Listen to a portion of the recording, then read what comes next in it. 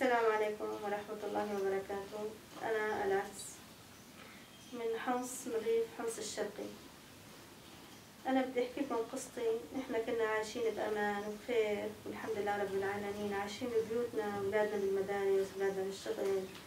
حياتنا كتير كانت حياة حلوة، اللي نشعر بالأمان لوقت صارت الحرب هجرتنا، أخذت أطفالنا، ماتوا أولادنا، تهجروا نسائنا، ترملوا نسائنا.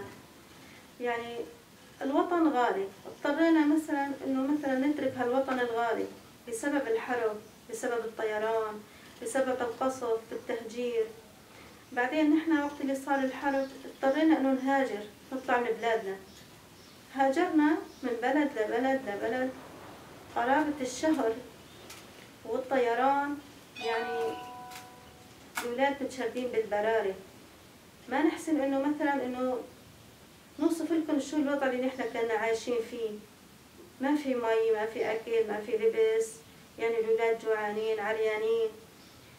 لوقت وصلنا الأراضي التركية، قررنا هون إنه ندخل لتركيا. حاولنا أكثر من 4 محاولات، يعني غاية بالأمان، غاية إنه نعيش حياة سليمة، يكون ما فيها طيران، يكون ما في حرب، إنه أولادنا تعيش بخير، إنه نعيش بأمان مثلنا مثل باقي العالم كلياته، مثل باقي الشعوب.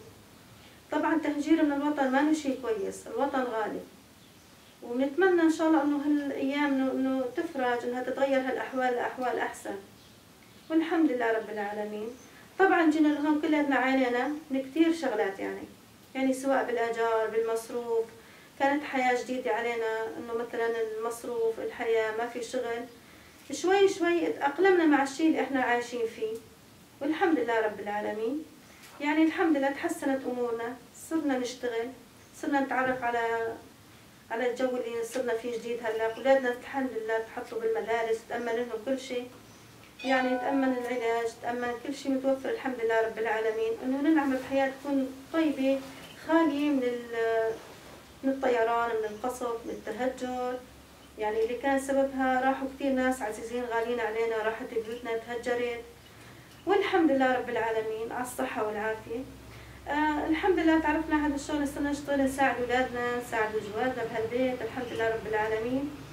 وأنا يعني باسم الجميع بشكر يعني كل شيء اللي يعني قدروا يساعدونا بهالشيء هذا، الحمد لله وصلنا له. والحمد لله إنه بنقول إنه نحن الحمد لله إنه قدرنا نتغلب على هجرتنا من بلادنا، وقدرنا إنه نتغلب على قساوة الحياة، على مرارة هالشيء اللي إحنا مرقنا فيه. أو الحمد لله رب العالمين. والله أنا أسوأ شيء بحياتي إني وقت طلعت من بيتي، تركت أهلي، تركت وطني. يعني كثير لحظات مرعبة، وقت اللي يجي القصف، الطيران، وقت الناس تشردت، المذابح هذا. وهلا أسعد شيء بحياتي إنه هون عايشين بهالبلد بنحس بالأمان. يعني الحمد لله رب العالمين، يعني عايشين حياة يعني كثير إنه كويسة. وإن شاء الله يا رب يكون هيك يديم علينا الصحة والعافية على الجميع إن شاء الله يا رب. وإن شاء الله يكون إنه هيك يعني شيء كويس، ونتمنى إنه هيك الله يقدرنا وترجع يعني بلادنا سليمة، ونرجع على أوطاننا، والحمد لله رب العالمين إنه هيك الله قسم لها العباد، والحمد لله. وشكرا لكم.